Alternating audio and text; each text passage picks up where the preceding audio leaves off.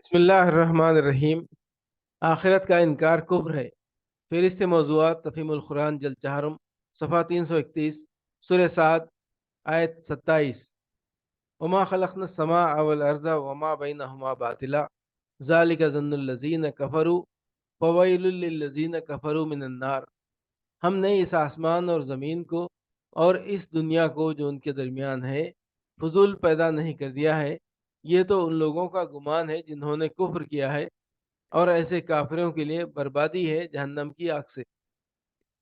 یعنی محض کھیل کے طور پر پیدا نہیں کر دیا ہے کہ اس میں کوئی حکمت نہ ہو، کوئی غرض اور مقصد نہ ہو، کوئی عدل اور انصاف نہ ہو، اور کسی اچھے یا برے فعل کا کوئی نتیجہ برآمد نہ ہو۔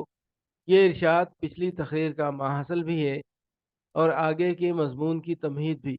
پچھلی تقریر کے بعد یہ فقرہ ارشاد فرمانے سے مقصود یہ حقیقت سامعین کے ذہن نشین کرانا ہے کہ انسان یا شتر بے مہار کی طرح نہیں چھوڑ دیا گیا ہے، نہ یہ دنیا اندھیر نگری ہے کہ یہاں جس کا جو جی چاہے کرتا رہے اور اس پر کوئی باس پرس نہ ہو۔ آگے کے مضمون کی تمہید کے طور پر اس فقرے سے کلام کا آغاز کر کے یہ بات سمجھائی گئی ہے کہ جو شخص جزا و سزا کا قائل نہیں ہے اور اپنی جگہ یہ سمجھے بیٹھا رہے کہ نیک و بد سب آخرکار مر کر مٹی ہو جائیں گے، کسی کا کوئی محاسبہ نہ ہوگا، نہ کسی کو بھلائی یا برائی کا کوئی بدلہ ملے گا، وہ دراصل دنیا کو ایک کھلونا اور اس کے بنانے والے کو کھلنڈرا سمجھتا ہے، اور اس کا خیال یہ ہے کہ خالق کائنات نے دنیا بنا کر اور اس میں انسان کو پیدا کر کے ایک فعل عبث کا ارتکاب کیا ہے۔ یہی بات قرآن مجید میں متعدد مقامات پر مختلف طریقوں سے ارشاد فرمائی گئی ہے۔ مثلا فرمایا افحسبتم انما خلقناکم عبثا وانکم الینا لا ترجعون، سورہ مومنون، آیت 115۔